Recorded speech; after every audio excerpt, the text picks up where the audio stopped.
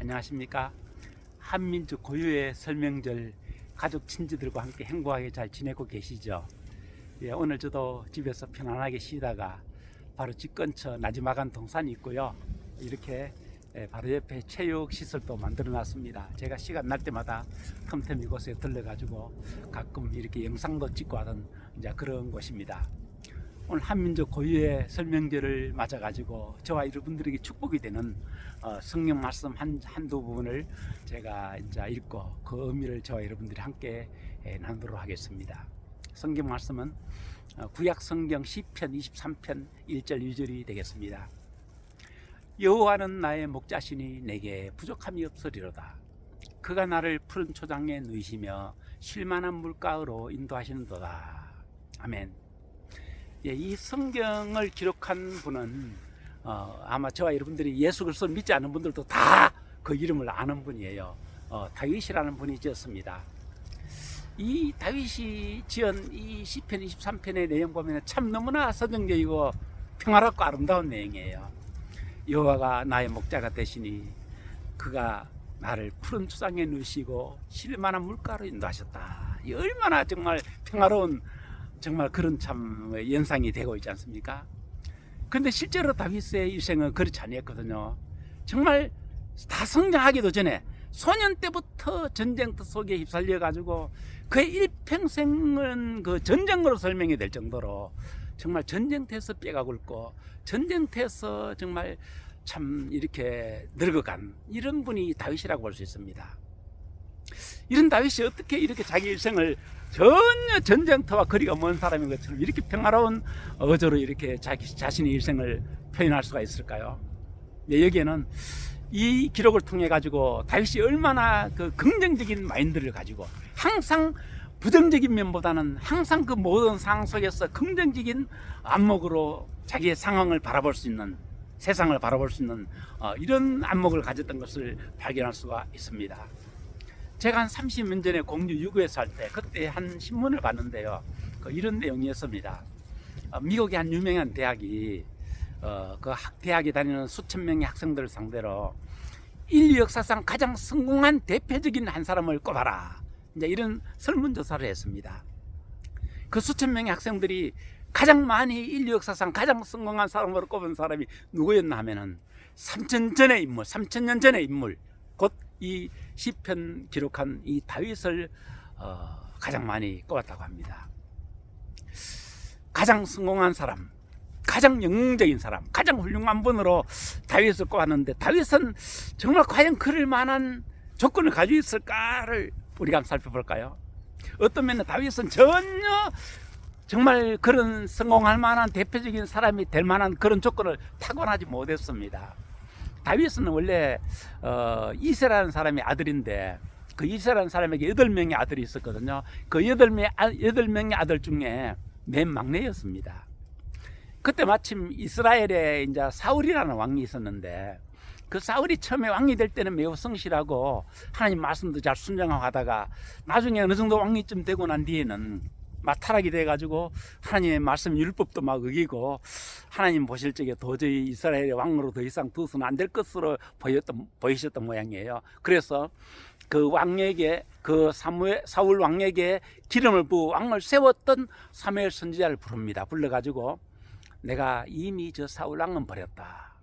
너는 저기 베들레헴이라는 곳에 가가지고 이세라는 사람이 있다. 그 사람의 아들들 중에서 이스라엘의 2대 왕이 될 사람이 있으니 너는 속히 베들레헴에 가서 이세라는 사람의 아들들 중에서 왕이 될 제목을 찾아가지고 그의 머리에 기름을 부어 왕이 되게 하라. 이제 이런 명령을 하셨습니다. 그러자 이 사무엘이 베들레헴까지 가가지고 이제 이세를 찾습니다. 찾아가지고 당신의 아들들 중에서 왕이 될 제목이 있다고 하나님께서 내게 말씀하셨으니 당신의 아들들 다 내 앞으로 지나가게 하시오 했습니다. 그러자 이세는 자신의 아들 7명을 사무엘 앞으로 불러 모읍니다. 맨 처음에 엘리압이라는 사람이 옵니다. 맨 맞이인 것 같아요. 사무엘이 볼 때 감동했습니다. 키도 크고 아주 영웅스럽게 사나이답게 생긴 거예요. 그래가지고 이 사람이 바로 왕이 될 제목이다 생각하고 머리에 기름을 부으려고 할 때 하나님이 그를 말렸습니다. 사람은 인간의 외모를 보지만은 그 모습을 보지만 나 여호와 하나님은 사람의 중심을 보느니라. 나는 이미 그를 버렸다. 하나님이 그에게 기운을 붙지 못하겠습니다.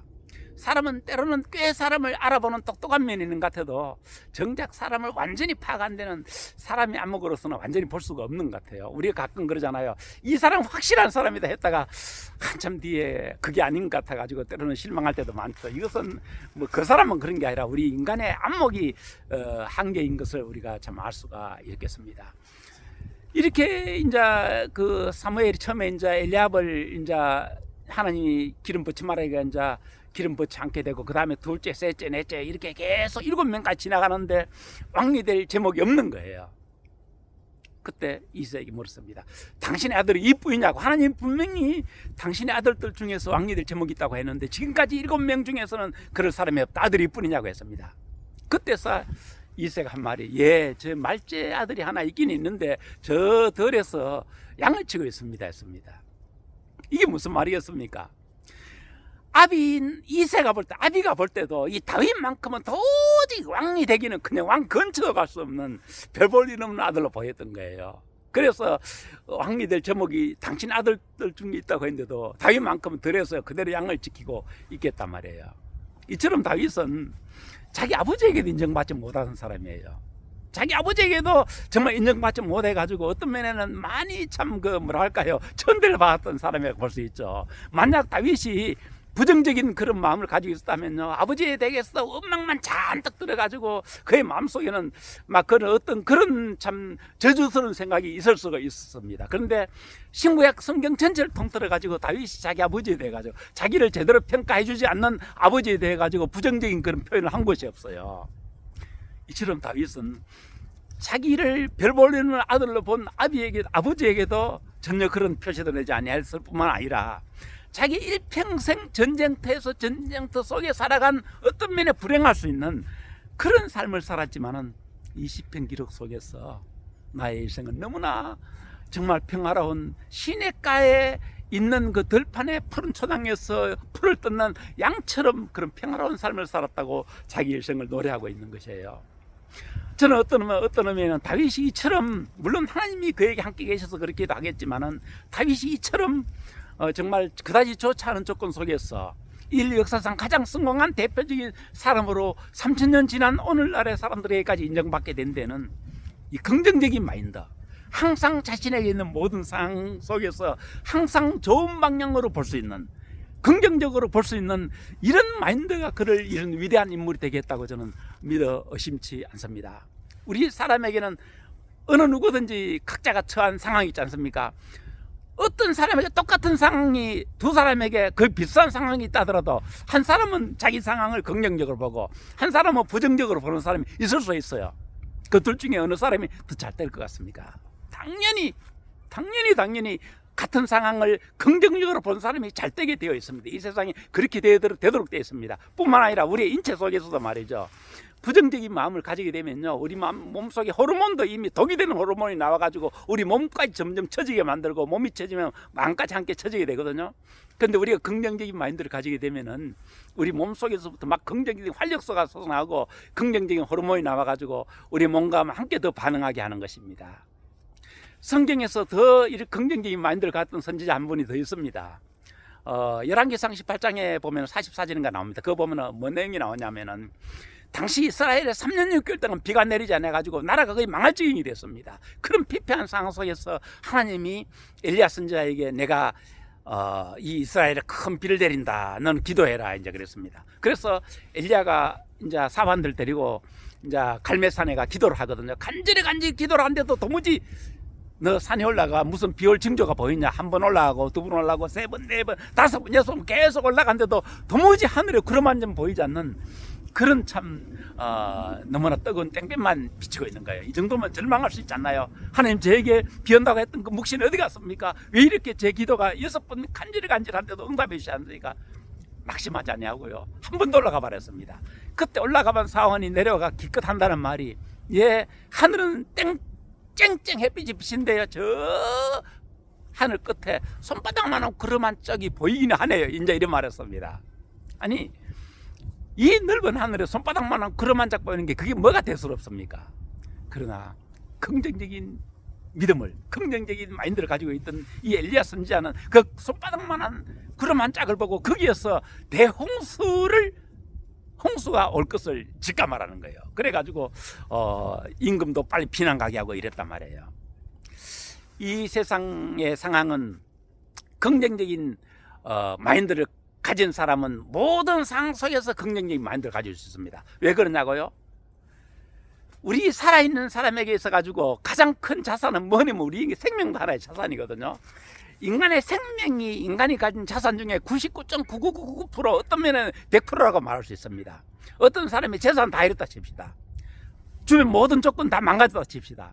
그러나 그 사람 여전히 긍정적인 마인드를 가지고 있다면 저는 있을 수 있다고 봅니다. 왜냐하면 사람에게 있는 가장 큰 자산은 뭐니 해도 이 생명, 시간과 생명이거든요. 시간이 있고 생명이 있는 사람은 여전히 그 어려운 실패의 더미 속에서 일어설 수 있단 말이에요. 만약에 부정적인 마음을 가지고 있는 사람은요, 어떠한 좋은 조건 속에 있다가 그는 점점 더 위축되게 되고 점점 더 잘못되는 길로 갈 수밖에 없는 것입니다. 오늘 성경 말씀에 나오는 이 다윗, 역사상 가장 성공한 사람으로 대표되는 이 다윗, 그다지 좋은 상황이 아니었지만은 항상 자기에게 있는 상황 속에서 긍정적으로 볼 수 있는 그런 안목을 가지기 때문에 하나님이 그를 축복하셔가지고 이 역사상 위대한 인물이 되겠다고 우리가 믿을 수가 있는 것입니다. 이사야서 26장 3절에 이런 말씀이 있어요. 여호와 하나님께서는 심지가 굳건한 자를 평강에서 평강으로 인도하신다. 우리 사람들도 그렇잖아요. 해딱해딱 잘 변하는 사람 우리 못 믿잖아요. 하나님도 그렇습니다. 하나님도 한 번 믿으면 굳건하게 변찮고 믿는 그런 다른 사람 하나님 축복해 주신다는 거예요. 부디 저와 여러분들은 우리가 살아가다 보면 다소 어려울 때가 있습니다. 다소 이해가 안 되는데 싶을 때가 있습니다. 그러나 그럴 때는 항상 부정적인 회로를 금방 차단하시고 항상 긍정적인 마인드로 회로를 활성화시켜 가지고 세상을 좋은 쪽으로 바라보시게 되면 반드시 그런 사람에게는 더 좋은 길이 열리게 될 줄 알고 있습니다. 우리가 아무리 조건이 나쁜들 다윗만큼 나쁘지 않았습니다. 우리가 부모에게 그렇게 다윗만큼 평가 못 받지는 않았잖아요. 부디 저와 여러분들이 긍정적인 만들어 가지고 살면서 이 세상에서 좀 더 행복하고 좀 더 능력 있게 살 수 있는 저와 여러분들이 되기를 원해서 오늘 민족 고유의 명절 설명절 맞아서 이 축복의 말씀 전해드렸습니다. 부디 저와 여러분들에게 긍정적인 마인드가 있어가지고 세상에도 행복하시기를 우리 주 예수 그리스도 이름으로 간절히 기도를 드립니다. 감사합니다.